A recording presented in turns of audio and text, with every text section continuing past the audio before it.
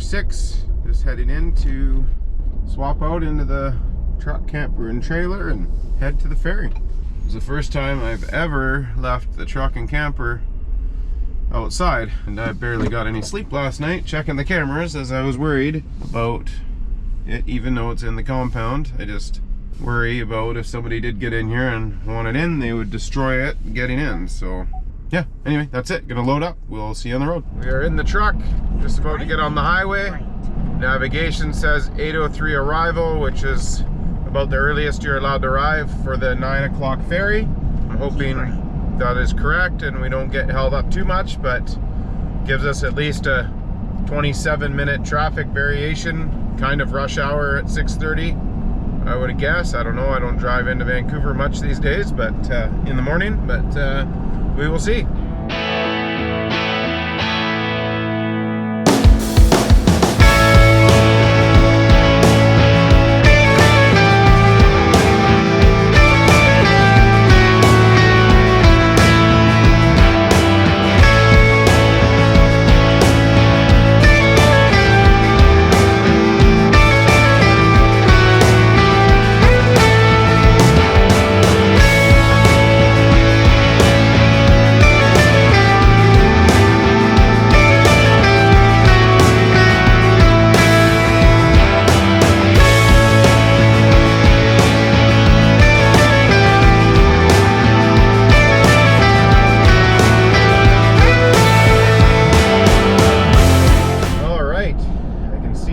We're almost there.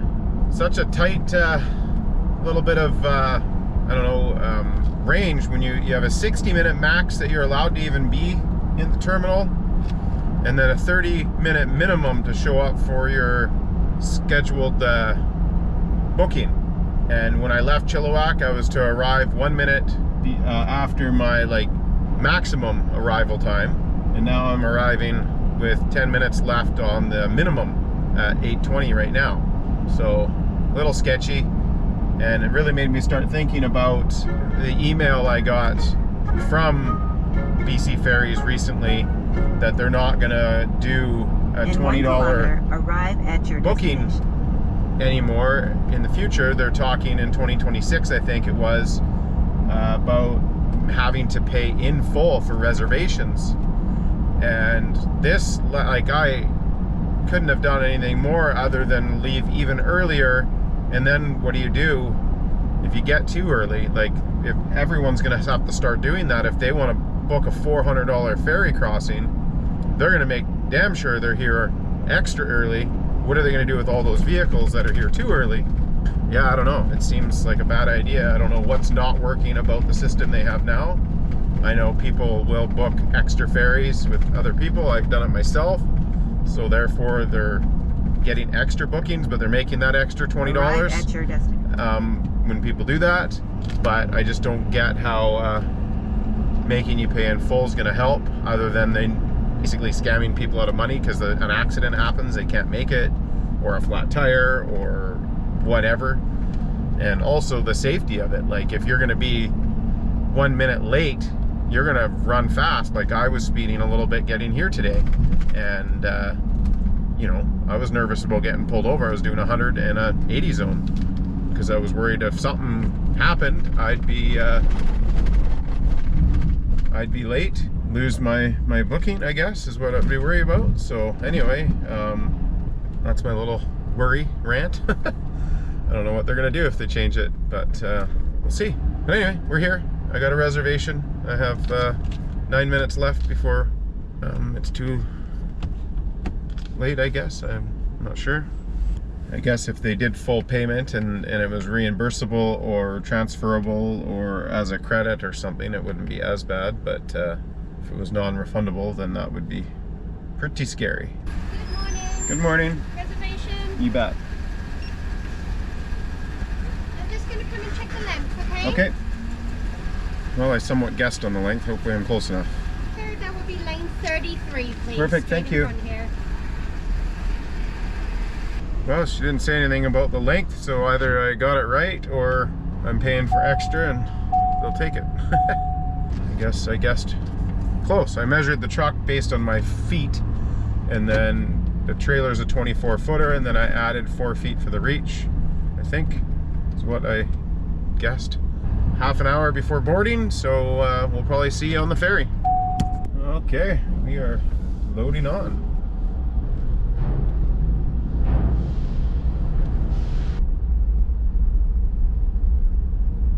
All right, let's go upstairs and take a look.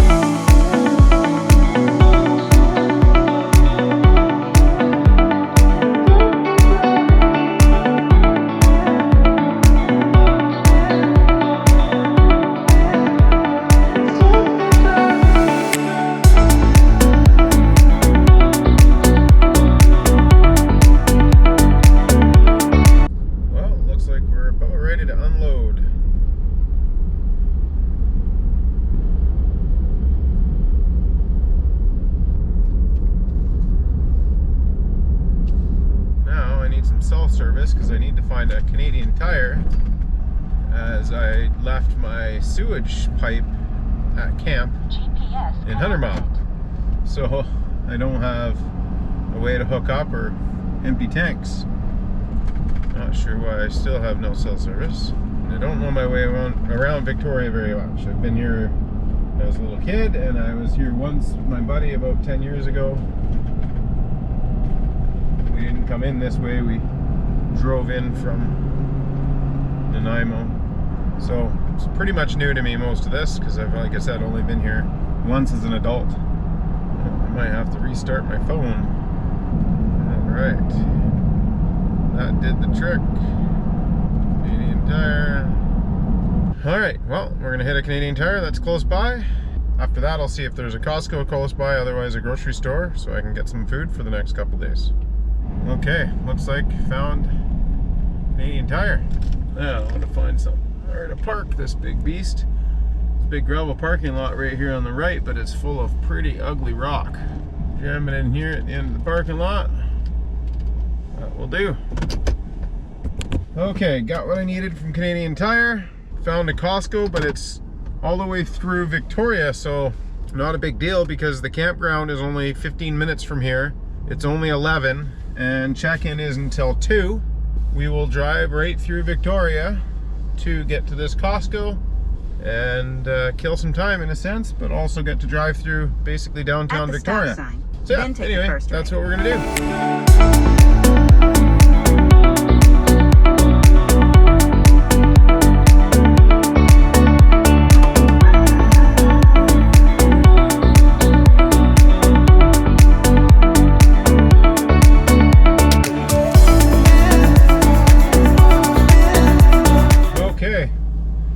Groceries for a couple of days. Now I'm going to head to Lordco. I was hoping to get some ratchet straps from Costco, just because there's a bunch of parts and pieces with this truck. I don't want to be stuck. Turn right onto McCallum Road. Stuck having stuff falling around in the trailer. So usually you can get a good deal on some straps at Costco, just some orange universal type ratchet straps, but they didn't have any. So off to Lordco.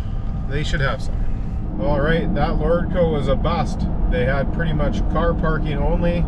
I tried driving around that immediate area to find somewhere to park and it was just too busy. So I put in the campsite address and added a stop to a Lordco somewhat between here and there. So that's where we're heading now. So we will hopefully be able to park at this next Lordco. We'll see you there. Alright, once again, Lordco is in a tiny little town type area with limited parking. There was some parking on the other side of the street from where I was coming from, but obviously on the other side of the street, so I couldn't turn around with the trailer on. So I'm gonna have to try turning right up here and then right again and then right again and go the other way and hopefully be able to park on that side of the street. So we'll see when we get there. See what happens here. Definitely a cute little town here.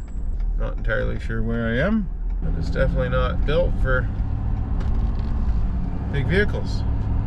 So hopefully I can squeeze in on the right side of the road. Lord goes on the left in a tiny little parking lot.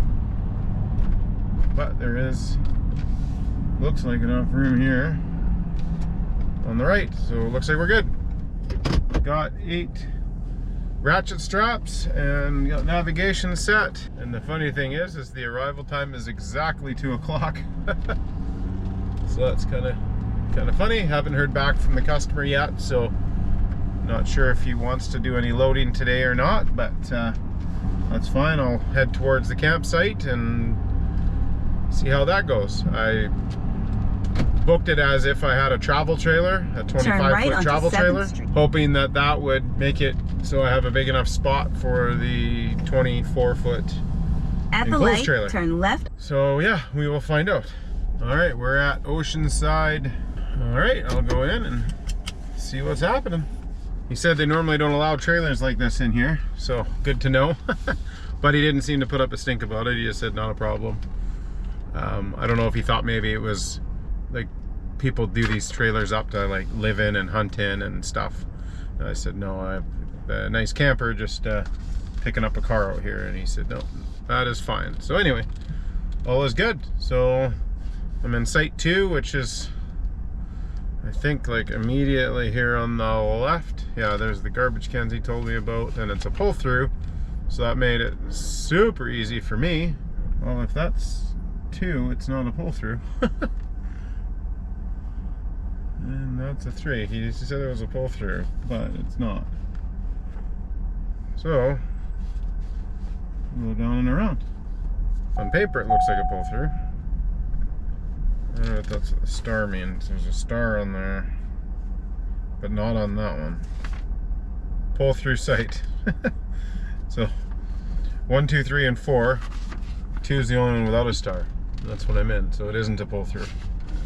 But anyway, it's just funny. And he said it's a pull through, even better for you. But it's not. It's like a fairly nice campsite. It's right in the bay, which is nice. Should be fine, I guess. I'll have to turn around and then back in. Hopefully I'm not hanging out too far. I guess either way, backing in would probably be better if I were to hang out a little bit. Hopefully no vehicles come and bugger up this plan I have.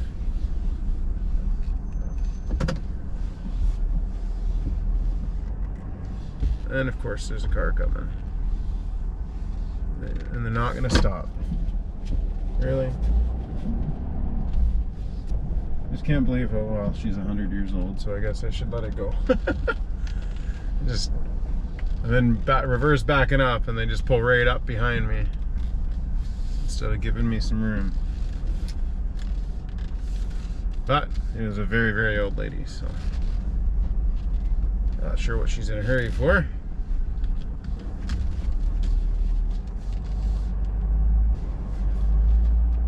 And that pull through would have been nice.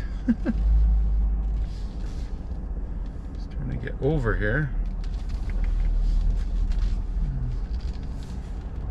Limited space to move. Man, this sucks. I think it was my first day driving. Trying to get in here. Well, if I ever come here again, I know not to do number 2. Or, well, you don't pick your site anyway, they tell you which one, but you pick what your RV is, and that's about it.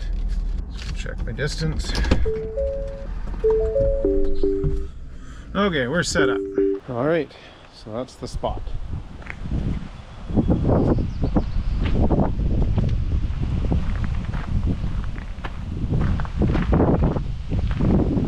And as you can probably hear, it is pretty windy, so just gonna get everything all finished, set up here the night, get some food going here. So yeah, see you soon.